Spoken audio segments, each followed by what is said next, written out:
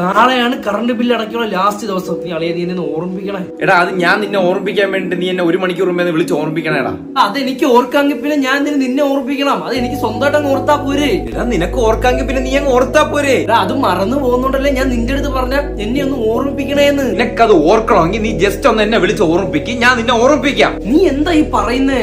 എടാ നിന്നെ അത് ഓർമ്മിപ്പിക്കാമെങ്കിൽ എനിക്കത് സ്വന്തമായിട്ട് ഓർത്തെടുത്താ പോരെ. വിട്, നീ എന്നെ വിളിക്കണ്ട. അത്രേ ഉള്ളൂ. നീ എനിക്കൊരു മെസ്സേജ് അയച്ചിട്ട് ഞാൻ അത് ഓർത്തെടുക്കാം.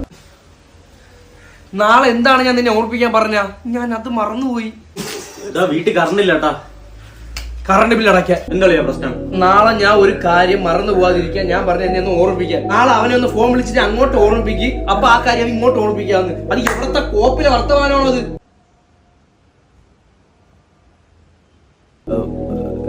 ഇത് മനസ്സിലായില്ല. സിമ്പിൾ കാര്യം. ഇവൻ ഒരു കാര്യം എന്നെ ഓർമ്മിപ്പിക്കാൻ പറഞ്ഞു. ഞാൻ പറഞ്ഞു എന്നെ ഒന്ന് അതിന് മുമ്പേ വിളിക്കും, ഞാൻ അവനെ ആ കാര്യം ഓർമ്മിപ്പിക്കാന്ന്. അത്രേ ഉള്ളൂ. ഹാഷര, നീ ഒരു കാര്യം ചെയ്യും. നീ എന്നെ ഒന്ന് വിളിച്ച് ഓർമ്മിപ്പിക്കും, ഞാൻ അവനെ വിളിച്ച് ഓർമ്മിച്ചോളാം. അപ്പൊ അവൻ നിന്നെ വിളിച്ച് ഓർമ്മിപ്പിക്കും. പ്രശ്നം തീർന്നില്ലേ? നിനക്കെന്താ ഇനി ഞാൻ നിന്നെയും കൂടെ വിളിച്ച് ഓർമ്മിപ്പിക്കണോ? ഒരു 3% ആവശ്യമുണ്ടോ? നമുക്ക് നിർത്താ. നീ പോയ വീട്ടില് നാളെ ഒരു 11 മണി ഞാൻ വിളിയാ. ഞാൻ തീർന്നു. നമ്മളെ ഇടയിൽ എന്തെങ്കിലും പ്രശ്നം അത്രയല്ലേ ഉള്ളൂ.